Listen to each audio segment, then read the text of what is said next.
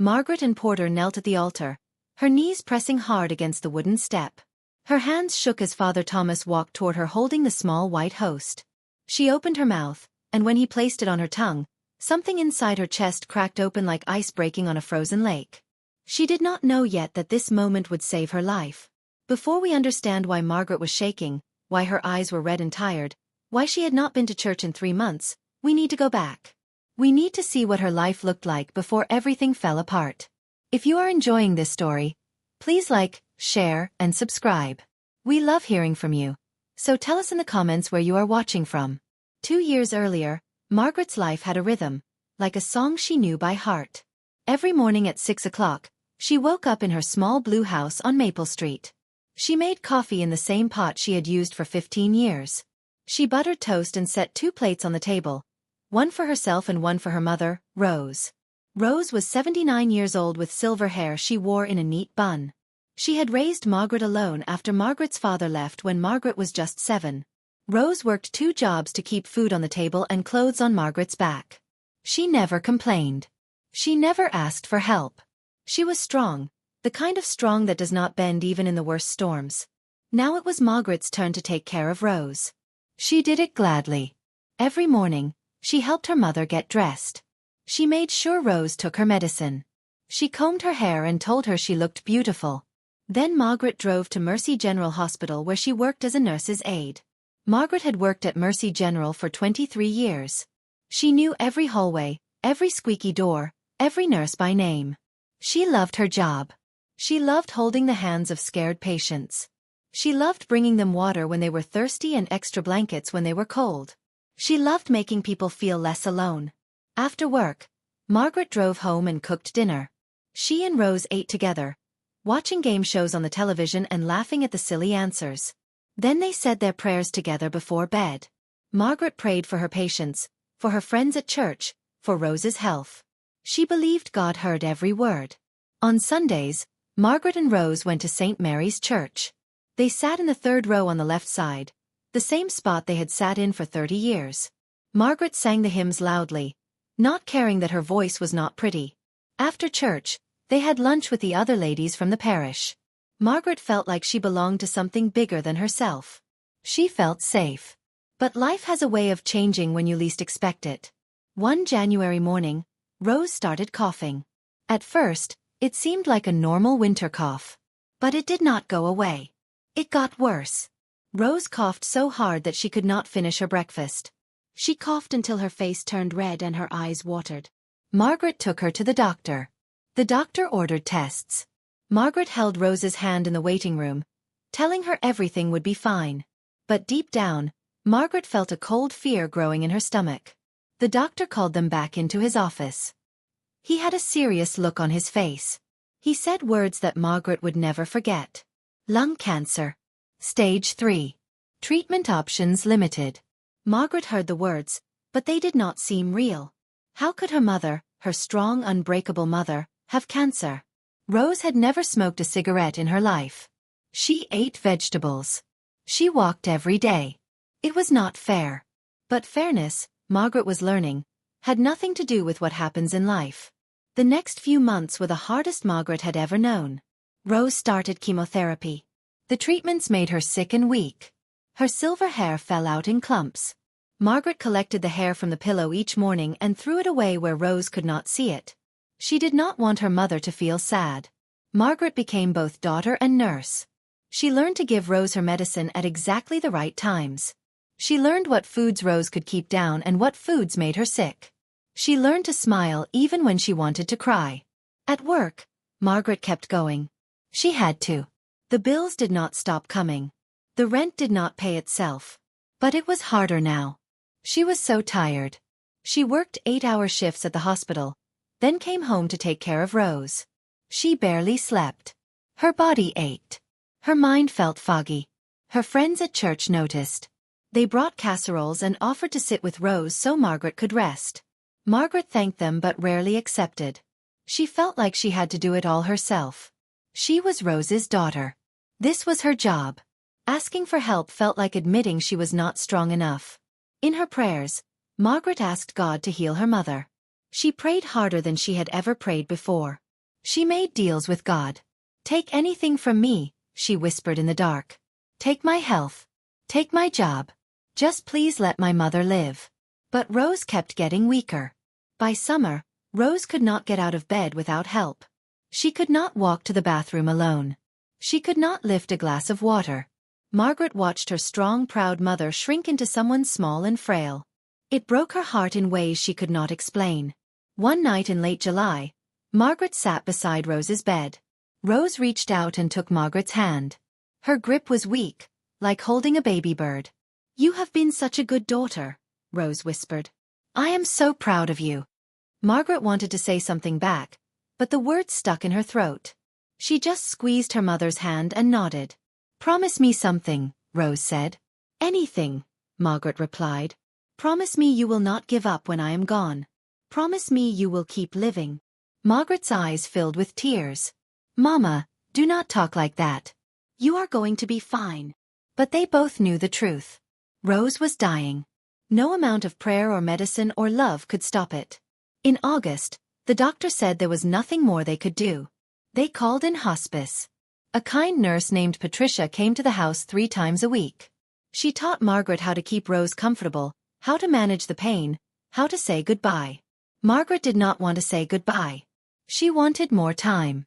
She wanted one more breakfast together, one more Sunday at church, one more laugh over a silly game show.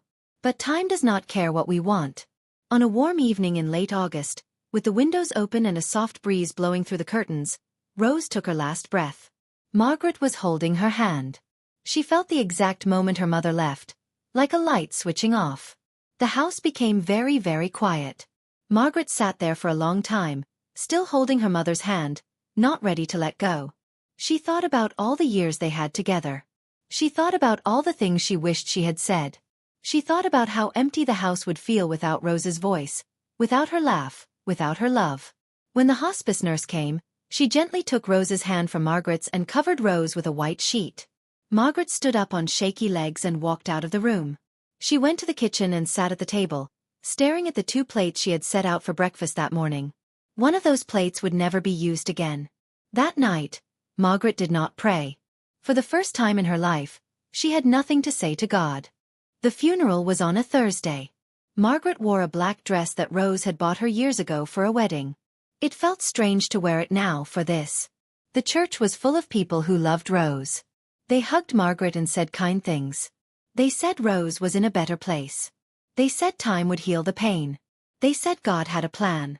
Margaret nodded and thanked them, but their words felt empty. She did not want Rose to be in a better place.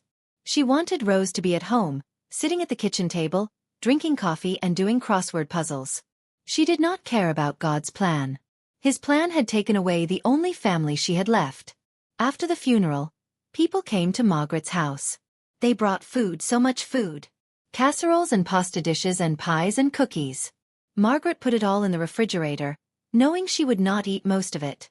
She was not hungry. Food tasted like cardboard in her mouth. The visitors eventually left. The house became quiet again. Margaret walked from room to room, touching things that belonged to Rose. Her reading glasses on the side table. Her knitting needles with a half-finished scarf. Her slippers by the bed. Margaret could not bring herself to move any of it. At night, Margaret could not sleep. She lay in bed staring at the ceiling, listening to the house creak and settle. She kept thinking she heard her mother calling for her. She would jump up, heart racing, ready to help. Then she would remember. Rose was gone. The house was empty. Margaret was alone. She went back to work 2 weeks after the funeral. The hospital gave her bereavement leave, but Margaret did not want to stay home anymore. The quiet was driving her crazy. At least at work, there were people and noise and things to do. At least at work, she could forget for a few hours. But work felt different now. Margaret moved through her shifts like a ghost. She did her job, but her heart was not in it anymore. She smiled at patients, but the smile did not reach her eyes. She was going through the motions, pretending to be the person she used to be. Her co-workers noticed. They asked if she was okay. Margaret always said yes. She did not know how to explain that she was not okay, that she felt like a part of her had died with her mother, that she was just trying to make it through each day without falling apart. September came. The weather turned cooler. Leaves started falling from the trees. Margaret kept working, kept going to the grocery store, kept paying bills. But she stopped going to church. She could not sit in that third-row pew without Rose beside her. She could not sing the hymns they used to sing together. She could not listen to people talk about God's love when she felt so abandoned. One Monday morning in late September, Margaret was called into the hospital administrator's office. She thought maybe they wanted to check on her, to see how she was doing after losing her mother. But when she sat down, she saw the serious look on their faces, and her stomach dropped. Budget cuts, they said. The hospital was losing money. They had to let some people go. Margaret had been there for 23 years, but that did not matter. Last hired, first fired was not the rule anymore. They were cutting positions across the board. They were so sorry, they said. Margaret was a wonderful employee. They would give her a good reference. They would help her find another job. Her last day would be Friday. Margaret sat there, unable to speak. She felt like she had been punched in the chest. This job was all she had left. These people were her family now that Rose was gone. This building was the only place she felt useful, needed, important. "Do you have any questions?" the administrator asked. Margaret shook her head. What was there to ask? They had made their decision. She was done. She worked her last 4 days in a fog. Her co-workers threw her a small goodbye party with cake and a card everyone signed. They said they would miss her. They said to keep in touch. Margaret smiled and thanked them, but she knew the truth. Once you leave a place, people forget about you. Life moves on without you. On Friday evening, Margaret cleaned out her locker. 23 years fit into one small cardboard box. Name tag. Coffee mug. A sweater she kept for cold days. A photo of her and Rose from last Christmas. She carried the box to her car and drove home. The house was dark when she pulled into the driveway. She had forgotten to leave a light on. She unlocked the door and stepped inside, and the silence hit her like a wave. No mother to greet her. No job to go to tomorrow. Nothing. Margaret set the box down and sat on the couch. She sat there for hours, not moving, not thinking, just existing. When it got late, she did not go to bed.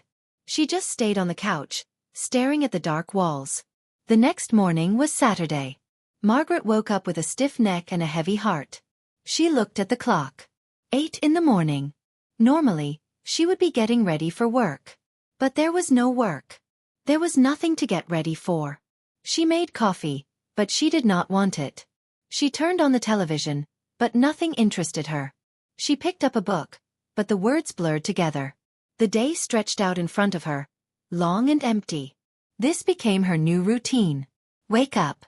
Make coffee. Sit on the couch. Stare at the walls. The days blended together. Monday, Tuesday, Wednesday, it did not matter. Every day was the same. Every day was empty. Margaret stopped answering the phone when friends from church called. She stopped opening the cards people sent. She stopped showering regularly. What was the point? No one was going to see her. The money Rose left her would last a few months, maybe 6 if she was careful. After that, Margaret did not know what she would do. She applied for a few jobs online, but no one called her back. She was 67 years old. Who wanted to hire someone that old? At night, the dark thoughts came. Margaret lay in bed thinking about how much easier it would be to just not wake up. She thought about what it would feel like to go to sleep and never have to face another empty day. She thought about joining Rose, wherever Rose was. These thoughts scared her. Margaret had never felt this way before. She had always been strong, like her mother. She had always found a way to keep going. But now, she did not know if she had any strength left. One night in early October, Margaret could not sleep at all. She paced through the house, room to room, feeling the walls close in on her. She went to her mother's bedroom and sat on the bed. She picked up Rose's pillow and held it to her chest. "Mama," she whispered into the dark. "I do not know what to do. I am so lost. I am so tired. I cannot do this anymore." She waited, as if Rose might answer. But there was only silence. Margaret looked up at the ceiling. "God," she said, her voice breaking. "If you are there, if you are listening, I need help. I cannot do this alone anymore. Please. I am begging you. Help me. Nothing happened. The house stayed quiet. God did not answer. Margaret put the pillow down and walked to the kitchen. She opened the refrigerator and looked at the food that had been sitting there since the funeral, now old and moldy. She had not been to the grocery store in weeks. She had been eating crackers and peanut butter, barely enough to survive. She closed the refrigerator and leaned against it, sliding down to sit on the floor. She pulled her knees to her chest and started to cry. She cried for Rose. She cried for her job.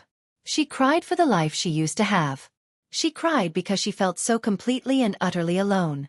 The next morning, Margaret woke up on the kitchen floor. Her body ached. Her eyes were swollen from crying. She looked out the window and saw gray clouds covering the sky. It looked like rain. Something inside her, some small voice she barely recognized, whispered, "Go to church." Margaret had not been to church in months. She had been angry at God. She had felt abandoned and forgotten. But sitting on that kitchen floor, broken and empty, she realized she had nowhere else to go. She had tried to be strong on her own, and it had not worked. She had nothing left. So on that gray Tuesday morning, Margaret got up off the floor. She took a shower. She put on clean clothes. She brushed her hair. And she drove to St. Mary's Church, not knowing what she would find there, but knowing she could not stay lost anymore. The church parking lot was almost empty. Margaret parked her car and sat there for a moment, staring at the building. She had not been inside in 3 months. Would people judge her for staying away? Would they ask questions she did not want to answer? But she was too tired to care anymore. She got out of the car and walked to the heavy wooden doors. She pulled one open and stepped inside. The church was quiet and dim. A few candles flickered near the altar. The smell of incense hung in the air. Margaret stood in the back, letting her eyes adjust to the light. She saw a few people scattered in the pews, heads bowed in prayer. No one looked up at her. Margaret walked slowly down the center aisle. Her footsteps echoed on the tile floor. She passed the third-row pew where she and Rose used to sit, and her throat tightened. She could almost see her mother there, hymnal in hand, singing off-key with a smile on her face. Margaret kept walking until she reached the front of the church. She stopped at the altar rail, the place where people knelt to receive communion. Without thinking about it, without planning it, Margaret dropped to her knees. The wooden step was hard beneath her legs. She folded her hands and bowed her head, but no words came. What could she say?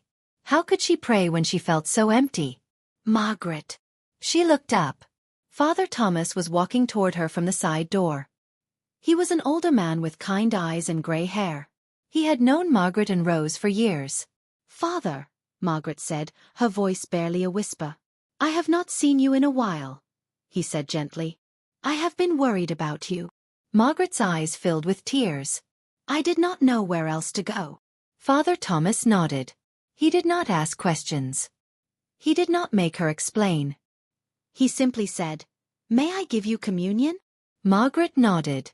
She opened her mouth, and Father Thomas placed the small white host on her tongue. It was such a simple thing, something she had done hundreds of times before. But this time, something was different. As the host dissolved on her tongue, Margaret felt something crack open inside her chest. It was like a dam breaking. All the pain she had been holding in, all the grief and anger and fear, came pouring out. She started to cry. Not quiet tears, but loud gasping sobs that shook her whole body. She covered her face with her hands, embarrassed, but she could not stop. She cried for Rose.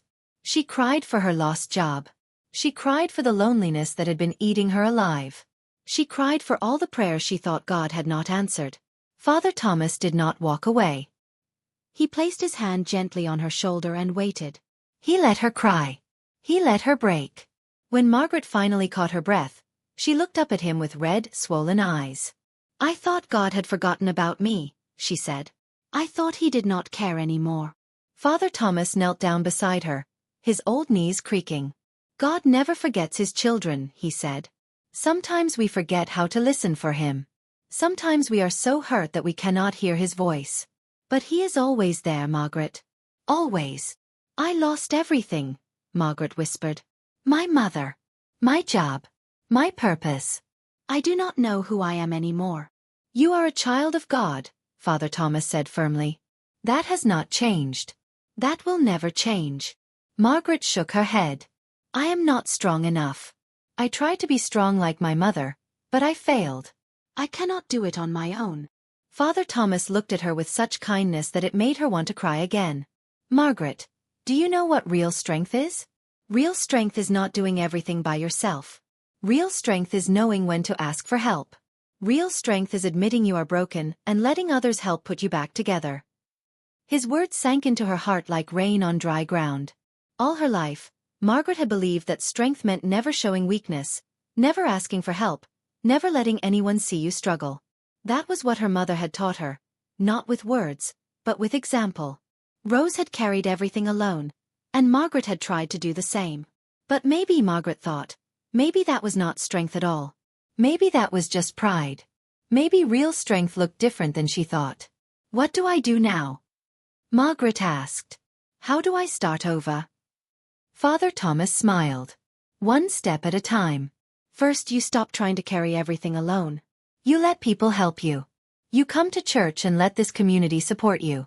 You talk to God, even when you are angry with Him.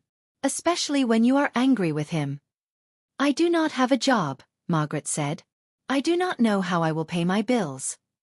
We will figure it out, Father Thomas said. There are people in this parish who need help. There are people who need exactly what you have to offer. Your caregiving skills, your kindness, your experience. You are not done yet, Margaret. Your story is not over. Something in Margaret's chest loosened. For the first time in months, she felt like she could breathe. Father Thomas helped her stand up. Her knees were stiff from kneeling, but she felt lighter somehow, like she had put down a heavy bag she had been carrying for too long. Come back tomorrow, Father Thomas said. Come to Morning, Massachusetts. Let me introduce you to some people. Margaret nodded. Okay, she said. I will try. She left the church that day feeling different. She was not suddenly happy. She was not magically healed. But she felt like maybe, just maybe, there was a way forward. The next morning, Margaret went back to church. Father Thomas introduced her to Mrs. Rodriguez, a woman from the parish who ran a small caregiving service.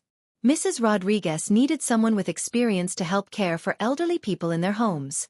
I heard you worked at Mercy General for 23 years, Mrs. Rodriguez said. That is exactly the kind of experience I need. Margaret felt a flicker of hope. Really? Really, Mrs. Rodriguez said. I have 3 clients right now who need help. Would you be interested? Margaret thought about it. It was not a hospital job. It would not pay as much. But it was something. It was a purpose. Yes, Margaret said. I would like that very much. Within a week, Margaret started working again. She cared for Mr. Chen, who had Parkinson's disease. She cared for Mrs. Washington, who was recovering from a stroke. She cared for Mr. O'Brien, who had dementia and did not always remember her name but smiled when she sang old songs to him. The work was hard, but it felt good. Margaret realized that caring for people was not just her job. It was her calling. It was what she was meant to do. She also started going to church regularly again. At first, it was hard to sit in that 3rd-row pew without Rose. But after a few weeks, Mrs. Rodriguez started sitting with her. Then another woman from the parish joined them. Soon, Margaret had a new church family, people who asked about her week and prayed for her and reminded her she was not alone. Margaret still missed her mother every day. She still felt sad sometimes. But the crushing loneliness began to fade. She learned to talk about her pain instead of hiding it. She learned to ask for help when she needed it. She learned that being vulnerable was not weakness. One Sunday after Mass, Father Thomas pulled her aside. You look different, he said. You look like yourself again. Margaret smiled. I feel different. I feel like I am learning what it means to be strong. And what does it mean? Father Thomas asked. Margaret thought about it. It means knowing you cannot do everything alone. It means accepting help. It means trusting that even when things fall apart, God can put them back together in a new way. Father Thomas nodded. You have learned well. 6 months after that gray Tuesday when Margaret knelt at the altar, she was sitting at her kitchen table eating breakfast. She looked at the empty chair across from her, the one that used to be Rose's, and she smiled. Thank you, Mama, she said quietly. Thank you for teaching me to be strong. And thank you for loving me enough that I learned it is okay not to be strong all the time. She finished her coffee and got ready for work. She had to be at Mr. Chen's house by 9 o'clock. He liked when she arrived on time because they had a routine. They would do his exercises, then she would make him lunch, and then they would sit on the porch and watch the birds. It was a simple life, but it was a good life. It was a life built on purpose and connection and faith that had been tested and had survived. Margaret had learned that hitting rock bottom was not the end of her story. It was the beginning of a new chapter. The moment she knelt at that altar and let herself break was the moment she started to heal. She had learned that God does not always take away our pain, but He walks with us through it. He sends people to help us. He gives us new purposes when the old ones are taken away. He turns our worst moments into doorways to something better. As Margaret drove to Mr. Chen's house that morning, she thought about how far she had come. She thought about the dark nights when she wanted to give up, and how glad she was that she did not. She thought about all the people who had helped her, who had shown her kindness when she felt worthless. And she made a promise to herself. She would do the same for others. She would look for people who were lost and hurting and alone. She would be the person who reminded them they were not forgotten. She would be the person who showed them that asking for help is not weakness, it is courage. Margaret and Porter, 67 years old, had lost almost everything. But in losing it, she had found something more valuable. She had found herself. She had found her faith again, not the easy faith she had before, but a deeper, stronger faith that had been tested by fire and had come out real. If you have ever felt lost like Margaret, if you have ever felt like giving up, please know this: your story is not over. The moment you think you have nothing left might be the exact moment God is making space for something new. Asking for help is not giving up. It is the bravest thing you can do. And sometimes, kneeling is not about being defeated. Sometimes, kneeling is about being ready to stand up again, stronger than before.